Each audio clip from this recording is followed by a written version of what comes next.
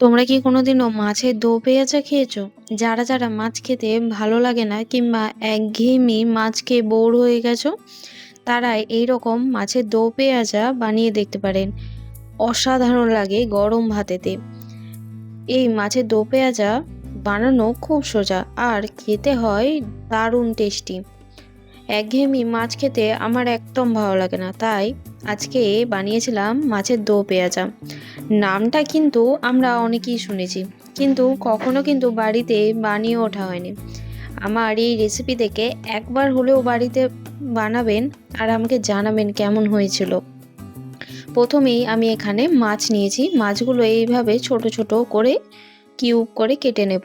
যেই মাছের পিসগুলো কাজে লাগে না, ধরুন ন্যাজার দিকে কিংবা ন্যাজার আগের পিসগুলো, ওইগুলো বাড়িতে কেউ খেতেও চায় না, আর ওইগুলো খেতে ঠিক ভালোও লাগে না, তাই ওই পিস দিয়েও বানাতে পারেন।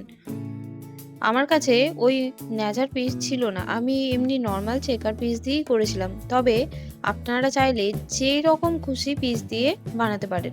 ব্যাস মাছগুলোকে ছোট ছোট করে কেটে তাতে নুন, আদা রসুন বাটা এবং লেবুর রস মাখিয়ে রেখে দেব। মাছটা যতক্ষণ ম্যারিনেট হচ্ছে ততক্ষণ আমি এখানে মাছের সাথে দেওয়ার জন্য দিয়ে দেব গরম তেলেতে সিমটাকে একটু নুন দিয়ে ভেজে নেব।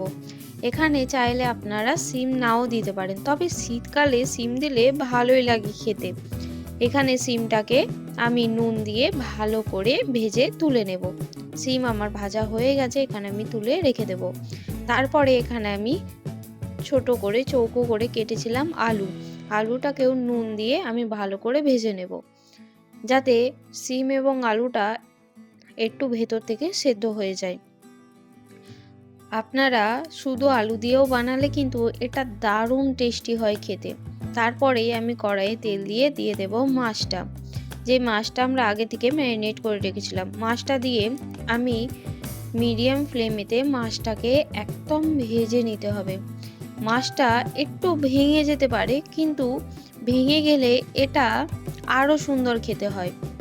যত এটা ভাঙা ভাঙা হয়ে আসবে আর একটু কড়া ভাজা হবে, তত এটা কিন্তু খেতে ভালো লাগে। মাছটা আমি এইভাবে নাড়িয়ে চাড়িয়ে একদম লাল লাল করে ভেজে নেব।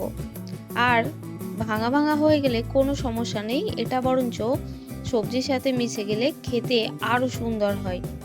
ব্যাস মাছটা আমার ভাজা হয়ে গেছে, এখানে মাছটা আমি তুলে নেব।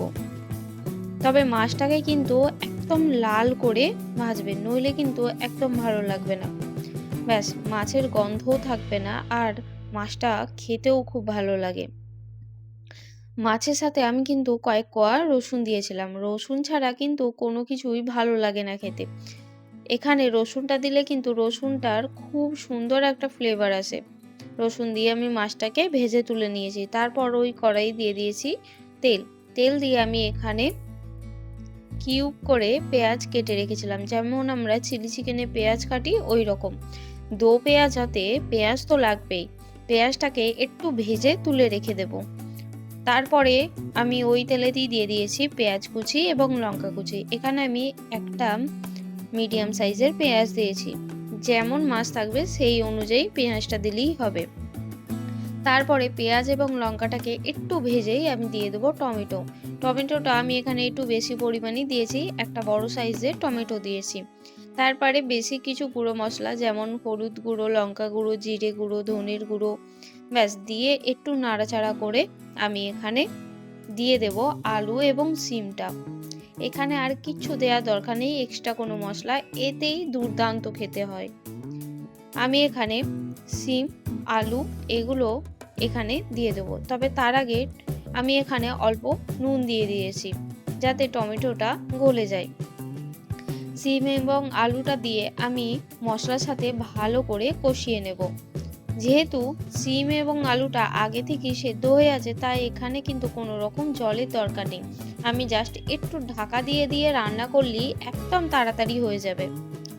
সিম এবং আলুটা একটু মশলার সাথে কষিয়ে আমি এখানে দিয়ে দেবো মাছ এবং যেই কিউব করে কেটে রাখা পেঁয়াজগুলি, যে পেঁয়াজটা আমরা আগে থেকে ভেজে রেখেছিলাম দো পেঁয়াজের জন্য।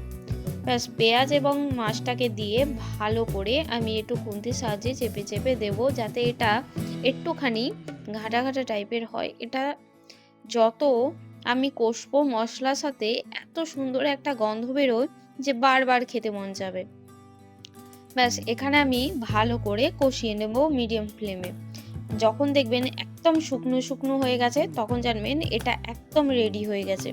দেখুন এখানে কিন্তু মশলার সাথে ভালো করে শিম মাছ সব কিছু কষানো হয়ে গেছে।